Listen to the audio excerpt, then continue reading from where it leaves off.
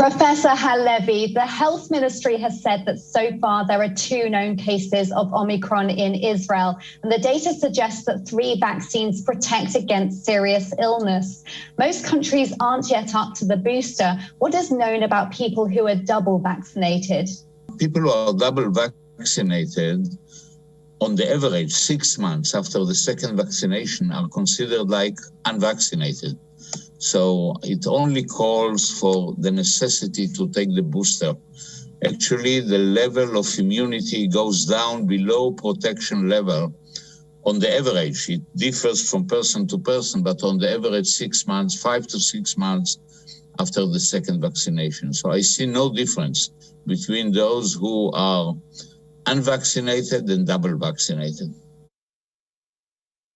And what have been the difficulties in increasing vaccination rates in Israel? And what's been the take-up like for children?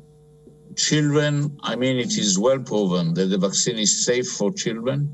Unfortunately, in Israel, the pace of vaccination by parents bringing their children 5 to 11 years old to the vaccination centers is too slow.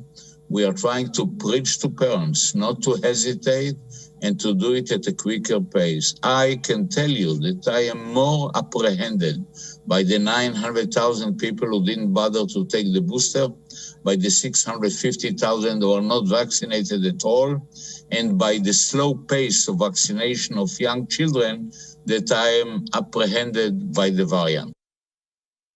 Israel's virus czar has said he personally believes in mandatory vaccination, which is also being considered in the EU. What's your position on this? And do you believe it will happen in Israel? I don't believe it will happen in Israel. Israel is a very vivid democracy with very meticulous approach to human rights. So I think to come out with a law that will mandate vaccination to everybody will not happen in Israel. But I think sanctions, I think penalties should be given. I believe, I'm not sure that the Attorney General of the country will agree with me, but I believe that unvaccinated people should be prevented from coming to work and should not be compensated for the fact that they will be unemployed temporarily.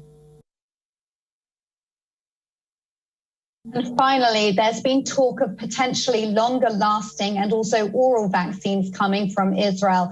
What can you tell us about these and also about progress on COVID treatments? Vaccines coming out of Israel, if that's what you meant, I think are not going to happen in the foreseeable future.